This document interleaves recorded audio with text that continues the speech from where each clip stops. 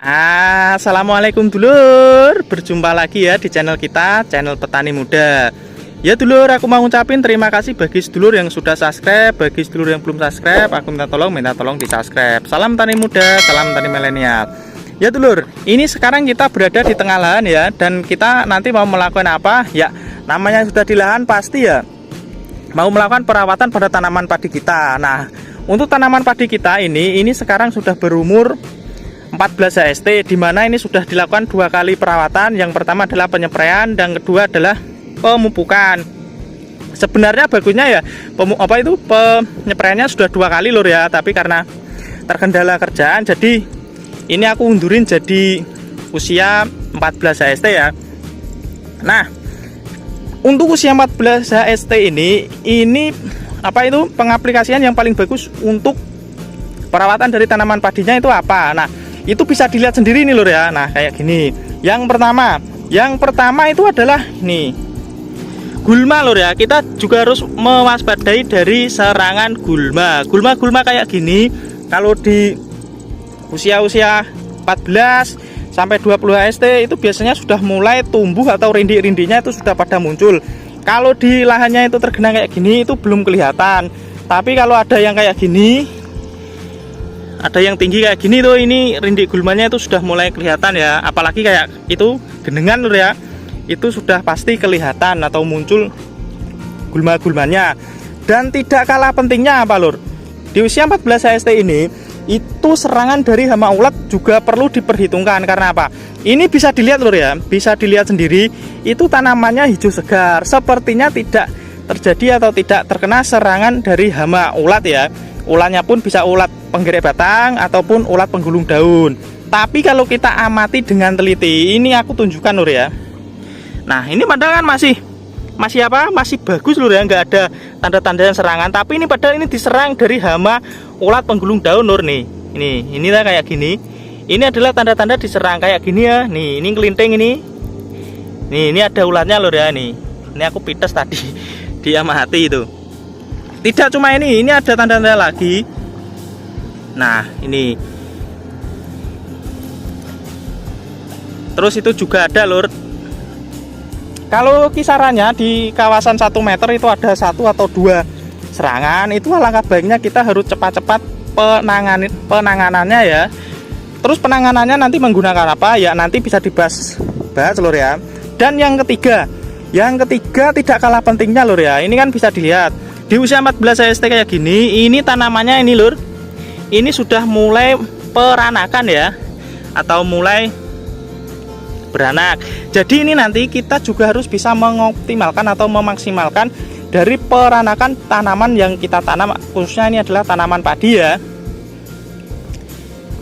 Karena apa? Karena untuk memaksimalkan dari peranakan itu alangkah baiknya di usia kisaran 12 sampai 20 HST itu maksimalnya ya. Tapi di usia 20 sampai 30 HST itu juga masih bisa beranak, tapi tidak bisa maksimal seperti usia 12 sampai 20 HST. Nah, dulur, tak usah berlama-lama, kita langsung saja masuk dalam pembahasannya aplikasi apa yang baik untuk tanaman kita di usia 14 HST. Nah, untuk yang pertama tadi sudah disebutkan lur ya, yaitu adalah untuk pengendalian gulma. Untuk pengendalian gulma di sini tentunya kita menggunakan herbisida yang selektif ya. Dan kita menggunakan apa? Ya, kita menggunakan ini lur ya, benfuron. Untuk benfuron ini untuk dosisnya tergantung serangan dari gulma yang ada di lapangan. Kalau gulmanya itu banyak, untuk kemasan satu ini 25 gram ini dijadikan 2 tangki.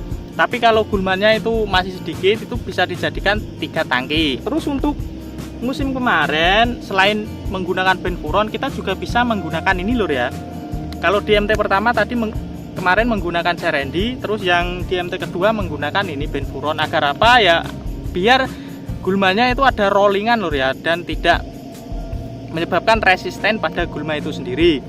Untuk dosisnya ini aku tadi jadikan 2 tangki lur ya, karena ini sudah pengaplikasian pertama dan ini nanti yang ini akan digunakan untuk pengaplikasian yang kedua. Nah, ini.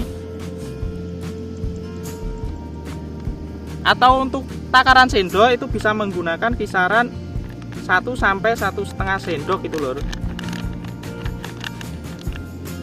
Ini 1 sendok. Sendoknya sendok makan ya, karena ini tadi bawahnya adalah sendok kecil, jadi ini digunakan 2 sendok. Pas nih lur. Ini masih dikit kalian. Jadi untuk apa itu? Untuk ini satu kemasan 25 gram untuk sendok kayak gini itu bisa menjadi 4 sendok. Kalau untuk sendok makan biasa atau normal itu bisa menjadi 3 sendok ya. Sendoknya itu harus full gitu loh ya, jangan peres itu enggak. Kalau cuma peres itu hitungannya itu cuma setengah sendok. Jangan lupa diaduk gitu loh ya. Nah, biar tercampur merata. Dan ini karena apa itu? Powder ataupun granul itu alangkah baiknya didahulukan ya untuk pencampurannya. Terus yang kedua itu kita juga harus menanggulangi, tadi juga sudah dilihatkan lur ya, yaitu adalah hama ulat. Untuk ulat di sini itu ada ulat penggulung daun dan juga ada ulat penggerek batang atau yang bisa mengakibatkan sundep.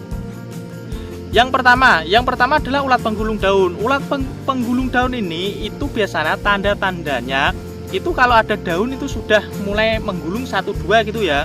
Terus nanti dibuka pasti di dalamnya itu ada ulatnya. Dan paling mudahnya itu biasanya kalau sudah terserang parah, itu daun padinya kayak gini, itu berubah menjadi putih semua gitu lur ya, dan menggulung-gulung kayak gini tuh, atau kelengkip lur ya, coro Jawanya itu mengelengkip kayak gini. Itu sudah pasti itu terserang dari hama ulat penggulung daun. Terus tidak kalah pentingnya yaitu apa?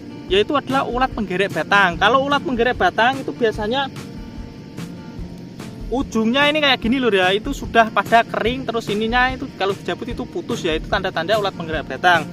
Dan ini di usia 14 HST atau hari setelah tanam itu alangkah baiknya ya ini lur, kita langsung melakukan pencegahan dari hama itu tadi menggunakan ini insektisida Incipio ya. Karena apa ya, karena ini insektisida dengan bahan terbaru lur ya, dan masih belum resisten untuk diaplikasikan di lapangan.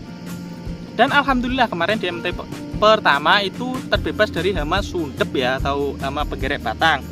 Untuk dosisnya pun, untuk dosis normalnya ini kan 20 mili untuk tangki 16 liter, tapi karena kita itu cuma pencegahan dan kita pengen pengiritan, itu dosisnya ya separuhnya lur ya, kita cuma menggunakan ini 10 mili untuk tangki 16 liter. Ini bisa dilihat lur ya.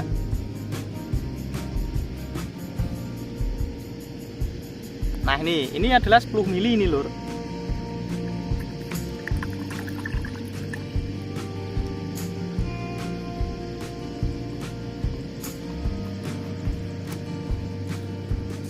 Nah ini tadi ya sudah dicampurkan ya.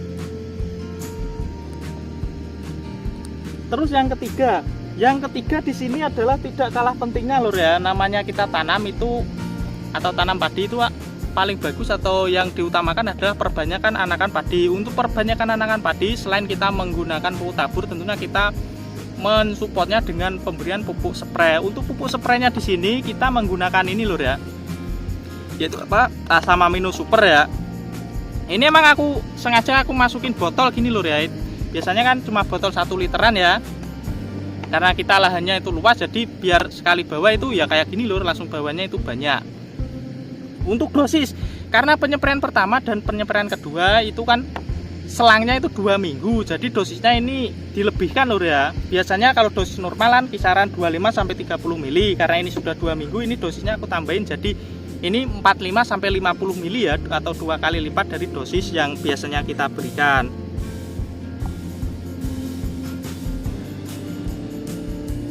Nah ini yang kedua ini lur ya. Nah nih,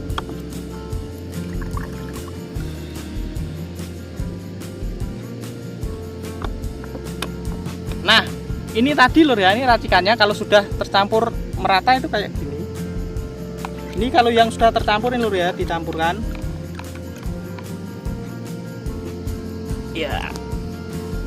Nah dulur, ini adalah racikan kita. Bagi sedulur yang masih belum jelas atau pengen bertanya, bisa tanyakan langsung di kolom komentar. Ya dulur, aku ucapkan salam tani muda, salam tani milenial. Assalamualaikum.